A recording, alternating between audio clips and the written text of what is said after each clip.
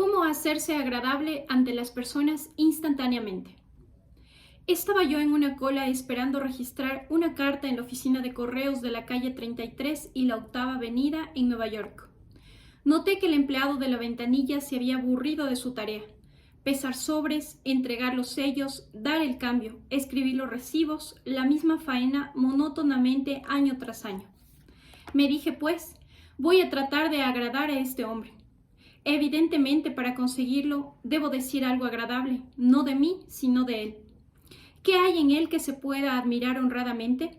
A veces es difícil responder a esto, especialmente cuando se trata de extraños, pero en este caso me resultó fácil. Instantáneamente vi algo que no pude menos que admirar sobremanera.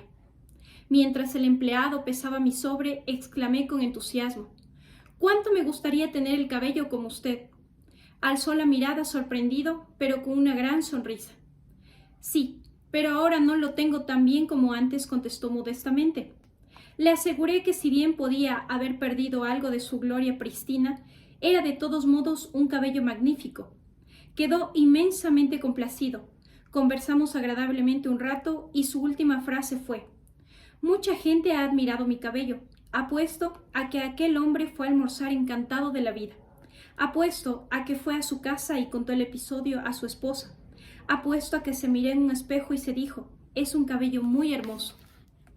Una vez relaté este episodio en público y un hombre me preguntó: «¿Qué quería usted de aquel empleado?». ¿Qué quería yo de él?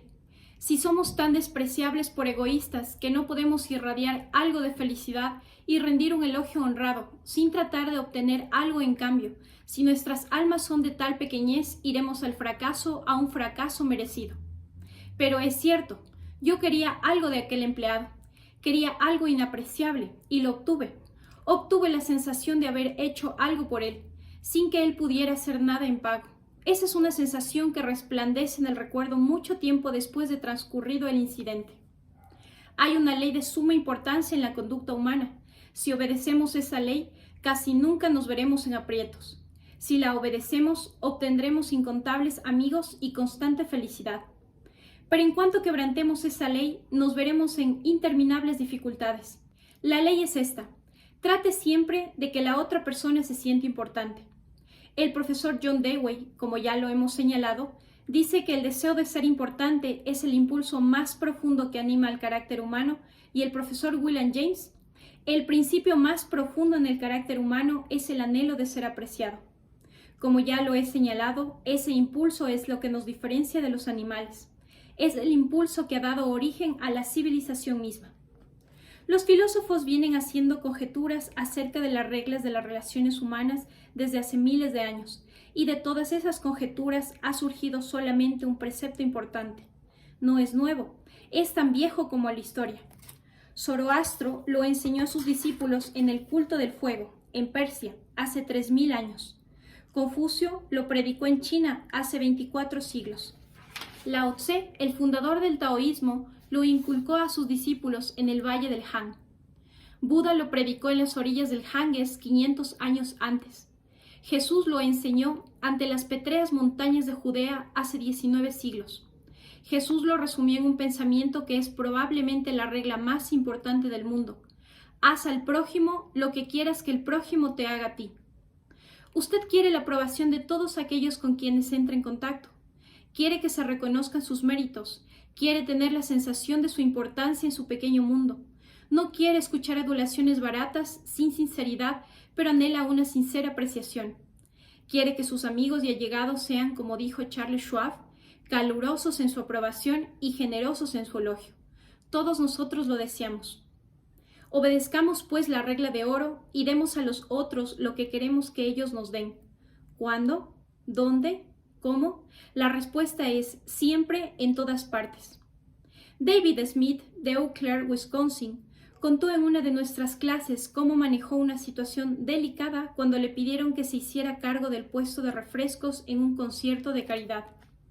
La noche del concierto llegué al parque y descubrí que me esperaban 2 damas mayores, bastante malhumoradas, junto al puesto de refrescos.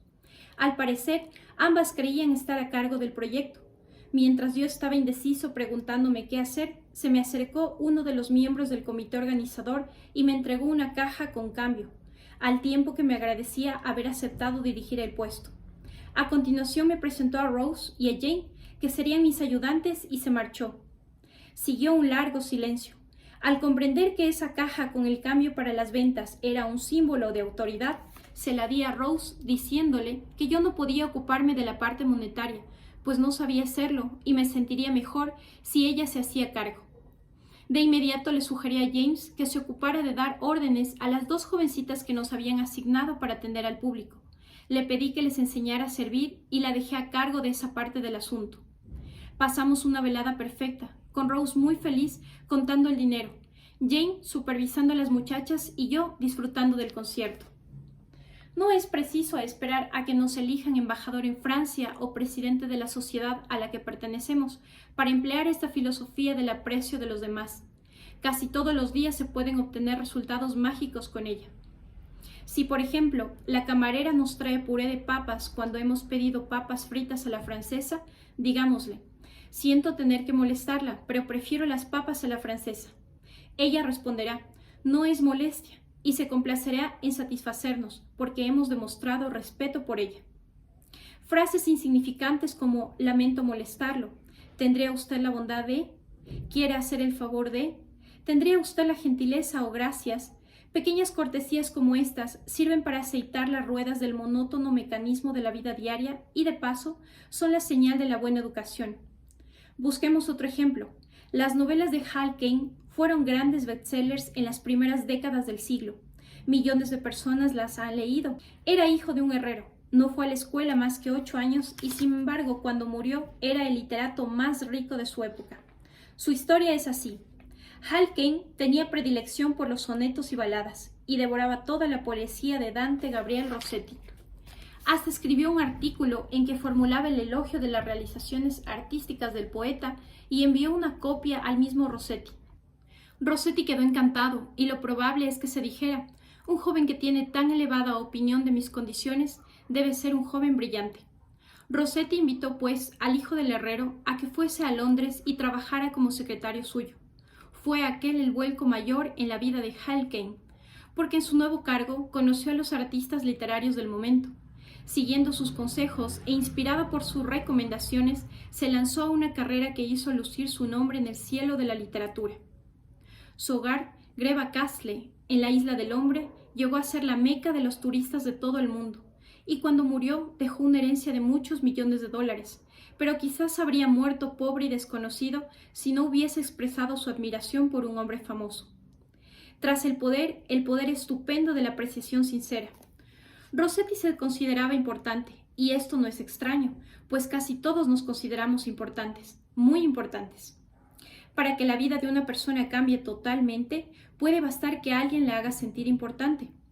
Ronald Rowland, que es uno de los instructores de nuestro curso en California, es también maestro de artes y oficios.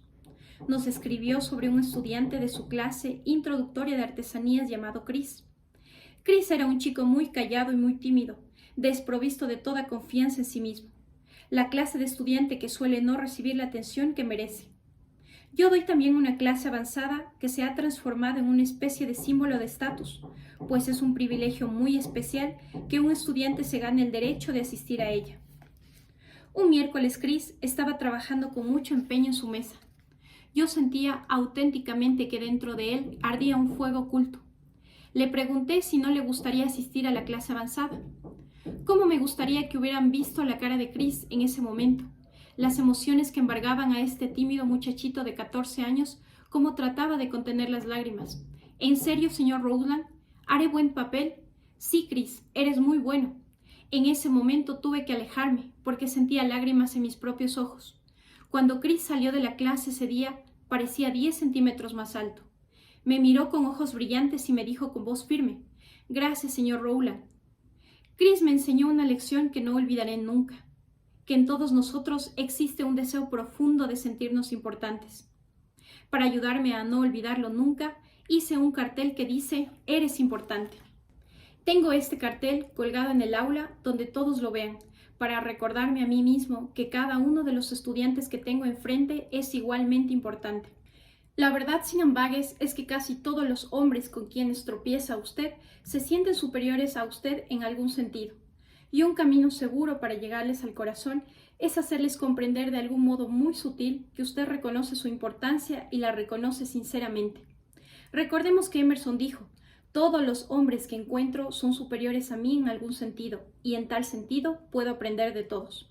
Y lo patético es que frecuentemente las personas con menos razones para sentirse importantes tratan de apagar el sentimiento de insignificancia mediante una clamorosa y tumultuosa muestra exterior de envanecimiento que es ofensiva y vergonzosa. En palabras de Shakespeare, hombre prodigio de soberbia, investido de su fugaz autoridad, realiza proezas tan fantásticas a la vista de los altos cielos que los ángeles lloran de pena. Voy a narrar ahora cómo varios hombres de negocios que seguían mis cursos han aplicado estos principios con notables resultados. Tomemos primero el caso de un abogado de Connecticut que prefiere que no mencionemos su nombre. A causa de sus parientes lo llamaremos señor R. Poco después de iniciar nuestro curso, fue en automóvil con su esposa a visitar a algunos parientes de esta en Long Island. La esposa lo dejó en casa de una anciana tía y se fue sola a visitar a otros parientes más jóvenes. Como nuestro hombre tenía que pronunciar en el curso una conferencia sobre la forma en que aplicaba el principio de apreciar la importancia de las otras personas, considero que podría empezar con la anciana. Miró pues a su alrededor para ver qué podía admirar honradamente. «Esta casa fue construida alrededor de 1890, ¿verdad?», preguntó. «Sí», respondió la anciana. «Precisamente en ese año la construyeron. Me recuerda mucho la casa en que nací. Es hermosa, bien construida, amplia. Bien sabemos que ya no construyen casas así». «Tiene razón, la gente de hoy no tiene interés por las casas hermosas. Todo lo que quieren es un departamentito y una heladera eléctrica. Nunca están en casa, siempre paseando sus automóviles». «Esta es una casa de ensueño», prosiguió la anciana, con voz vibrante por los recuerdos. «Fue construida con amor. Mi marido y yo soñábamos con ella mucho antes de construirla. No llamamos a un arquitecto, la planeamos por nuestra cuenta». Le mostró después toda la casa y nuestro amigo expresó su calurosa admiración por todos los tesoros que la anciana había recogido en sus viajes durante toda su vida. Mantillas de encaje, un viejo juego de té inglés, porcelana de Whitworth, camas y sillas francesas, pinturas italianas y cortinados de seda que habían pertenecido a un castillo francés. Después de mostrarle toda la casa, la anciana llevó al señor R al garaje. Allí, colocado sobre tacos de madera, había un automóvil Packard casi nuevo. «Mi marido compró ese coche poco antes de morir», dijo dulcemente la anciana. «No se lo ha usado después de su muerte. Usted aprecia las cosas bellas y le voy a regalar este automóvil». «Pero tía», protestó el señor R, «me abruma usted. Es claro que agradezco su generosidad, pero no podría aceptarlo. No soy siquiera pariente suyo. Tengo un automóvil nuevo y usted tiene muchos parientes a quienes les gustaría este Packard». «¿Parientes?», exclamó la anciana. «Sí, tengo parientes que solo esperan mi muerte para conseguir ese automóvil, pero no se los voy a dejar. Si no quiere dejarlo a nadie, le será fácil venderlo». «¿Venderlo? ¿Cree usted que podría vender este coche? ¿Cree que podría admitir que algún extraño recorriera las calles en ese automóvil que mi marido compró para mí? No puedo ni pensar en venderlo. Se lo voy a regalar. Usted aprecia las cosas bellas». El señor R trató de disuadirla, pero no pudo sin herir sus sentimientos. Aquella anciana sola en su casona, con sus tesoros y sus recuerdos, anhelaba un poco de admiración. Había sido joven y hermosa. Había construido una casa entibiada por el amor y había comprado cosas en toda Europa para embellecerla más. Ahora, en la aislada soledad de los años, anhelaba un poco de tibieza humana, un poco de auténtica apreciación, y nadie se la daba. Cuando le encontró, como un manantial en el desierto, su gratitud no podía tener otra expresión adecuada que el obsequio de un automóvil Packard. Tomemos otro caso.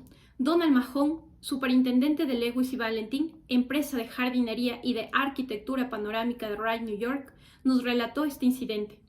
Poco después de escuchar la conferencia sobre cómo ganar amigos e influir sobre las personas, estaba yo dedicado a trazar los jardines en la finca de un famoso abogado. El propietario salió a darme algunas indicaciones sobre los sitios donde quería que se plantaran los rododendros y las azaleas. «Juez», le dije, «usted tiene un hermoso pasatiempo. He podido admirar los espléndidos perros que cría usted. Sé que todos los años ganan muchos premios en la exposición canina de Madison Square Garden. Fue sorprendente el efecto de esta pequeña muestra de apreciación. Sí, respondió el juez.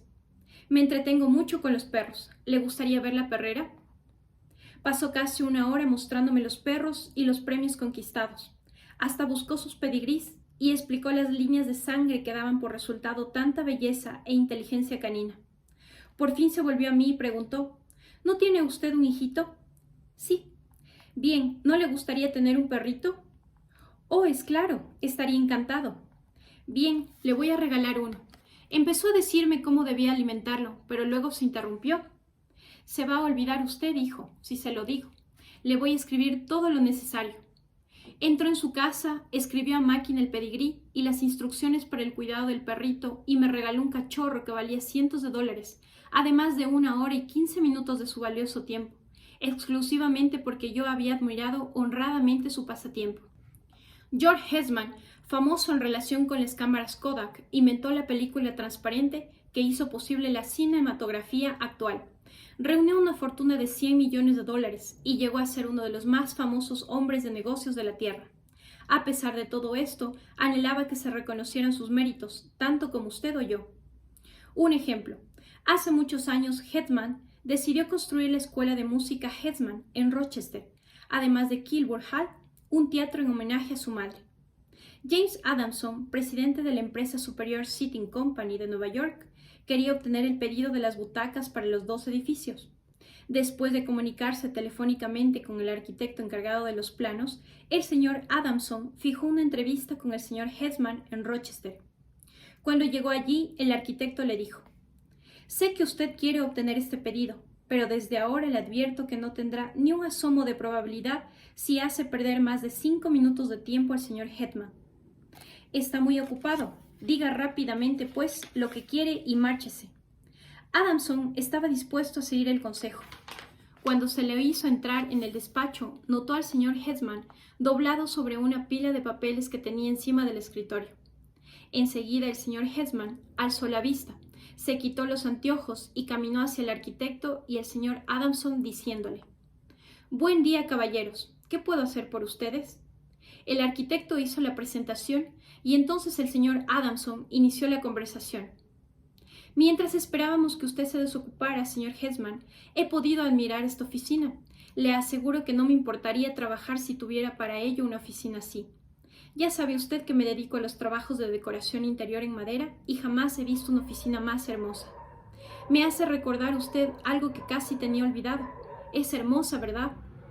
Me gustaba mucho cuando recién construida, pero ahora llego con muchas cosas en la cabeza y no me fijo siquiera en la oficina durante muchas semanas», respondió Eastman. Adamson se acercó a una pared y pasó la mano por un panel. «Esto es roble inglés, ¿verdad? La textura es algo diferente del roble italiano». «Sí, es roble inglés importado.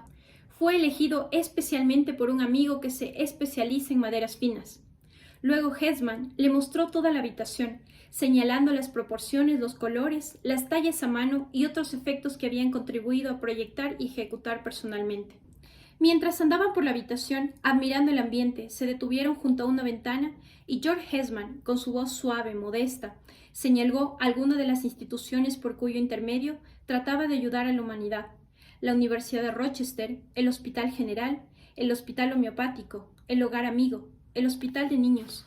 El señor Adamson lo felicitó calurosamente por la forma idealista en que empleaba su riqueza con el fin de aliviar los sufrimientos humanos.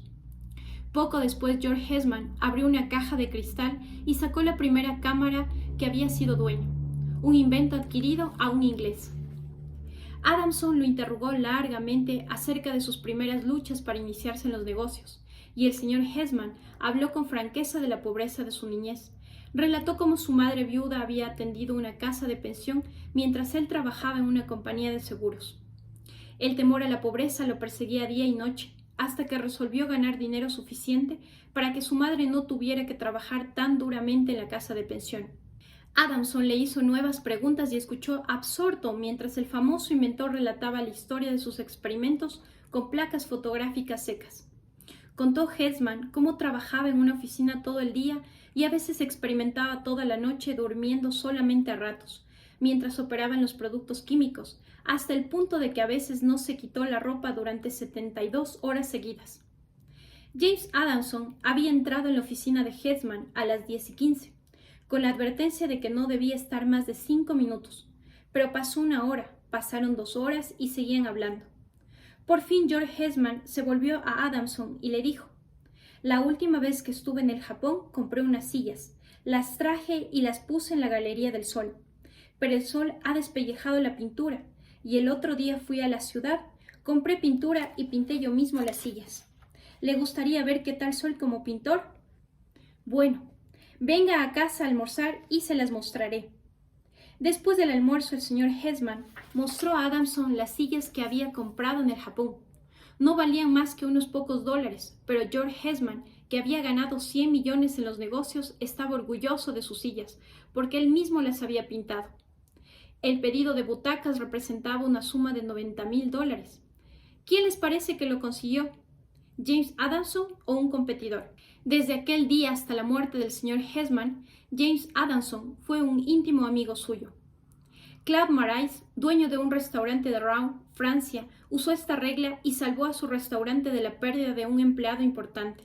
Se trataba de una mujer que hacía 5 años que trabajaba para él y era un enlace esencial entre Marais y sus 22 empleados. Quedó muy perturbado al recibir el telegrama de ella anunciándole su renuncia. El señor Claude Marais nos contó: «Me sentía no solo sorprendido, sino más aún decepcionado, porque sabía que había sido justo con ella y la había tratado bien, pero al ser una amiga, además de una empleada, era posible que yo la hubiera descuidado un poco y le hubiera exigido más que a otros de mis empleados. Por supuesto, no podía aceptar su renuncia así como así. La llevé aparte y le dije: «Paulette, debe entender que no puede aceptar su renuncia. Usted significa mucho para mí y para la compañía, y es tan responsable como lo soy yo mismo del éxito de nuestro restaurante». Después repetí lo mismo delante de todo el personal y la invité a mi casa y le reiteré mi confianza con toda mi familia presente. Paulette retiró su renuncia y hoy puedo confiar en ella más que nunca antes, y me tomo el trabajo de expresarle periódicamente mi aprecio por lo que hace y reiterarle lo importante que es para mí y para el restaurante.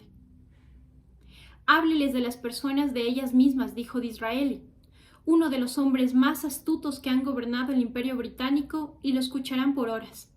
Regla 6. Haga que la otra persona se sienta importante y hágalo sinceramente.